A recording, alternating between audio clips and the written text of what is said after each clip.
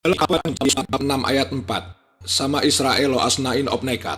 Ya Israel, Tuhan kita adalah Tuhan yang satu. Saat Yesus Kristus ditanya, yang pertama dari 10 perintah Tuhan, dia mengulangi kalimat itu, kalimat sama, dalam Injil Markus, bab 12, ayat 29, sama Israel lo asnain opnekat. Artinya, ya Israel, Tuhan kita adalah Tuhan yang satu. Kalau kita membaca kitab Hindu, kitab Upanishad, di dalam Chandogya Upanishad, bab 6, bagian 2, ayat nomor 1, Itkum Aditityen, itu kutipan Sanskerta yang artinya, Tuhan itu satu tanpa yang kedua.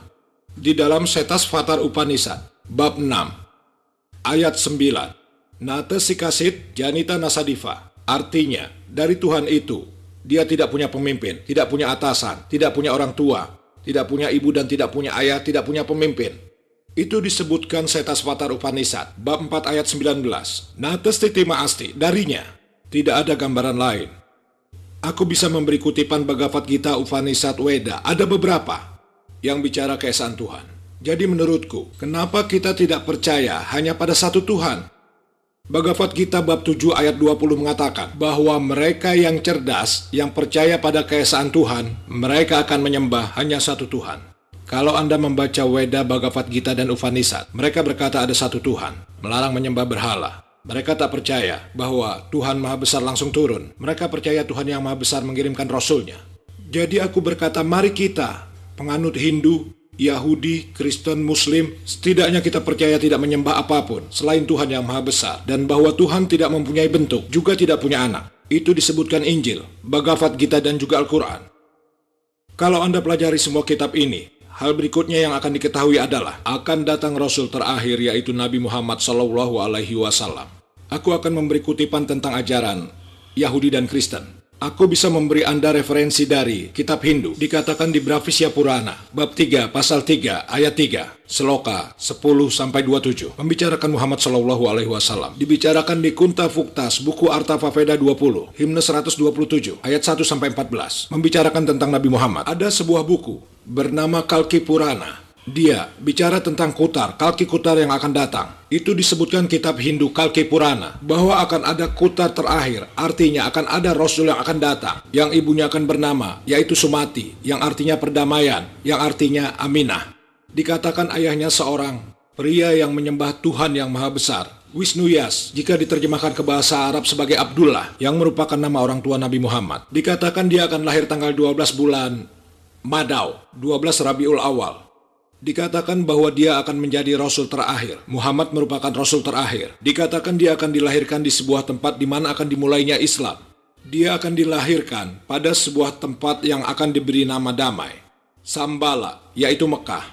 Dia dilahirkan dari keluarga pemimpin Mekah. Aku sudah ceramah tentang Muhammad SAW menurut kitab Hindu. Dan poin kedua yang sama menurutku, selain percaya Tuhan itu satu, kita harus mengikuti Rasul terakhir yang akan datang, Muhammad SAW. Dia bicara hidup setelah mati. Kitab Yahudi, kitab Kristen, kitab Hindu dan Islam. Saat kitab Hindu bicara tentang Punarjanam, bicara tentang hidup selanjutnya, dia tidak bicara tentang hidup mati. Itu konsepsi yang salah. Punar adalah selanjutnya, Janam adalah hidup. Kita percaya hidup setelah mati, tapi bukan lahir mati, lahir mati, lahir mati. Itu konsepsi salah. Jadi kukatakan, setidaknya aku setuju apa yang akan datang. Jadi semua kitab agama, apakah itu milik Yahudi, Kristen, Hindu, dan juga Islam, bicara tentang satu Tuhan dan bicara tentang Rasul terakhir yang akan datang, yaitu Muhammad SAW.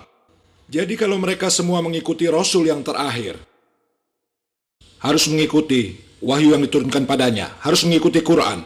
Jadi daripada bicara supremasi, kita harus kembali pada satu agama. Agama itu adalah, Allah berkata dalam Al-Quran, dalam surat Al-Imran, surat 3 ayat 19, Innad dina indallahil Islam.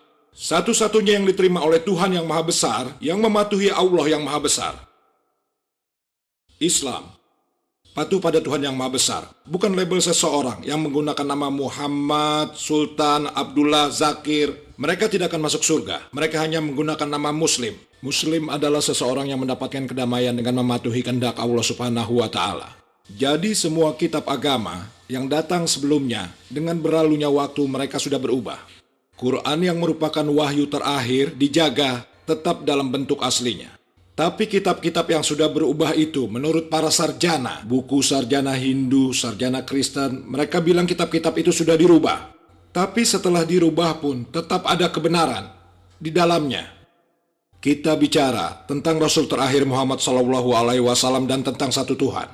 Kalau Anda kembali ke kitab Anda, setidaknya mengikuti persamaannya. Tidak ada supremasi lain yang menyatakan hanya satu agama yang patuh pada Tuhan yang Maha Besar. Mudah-mudahan menjawab pertanyaan Anda.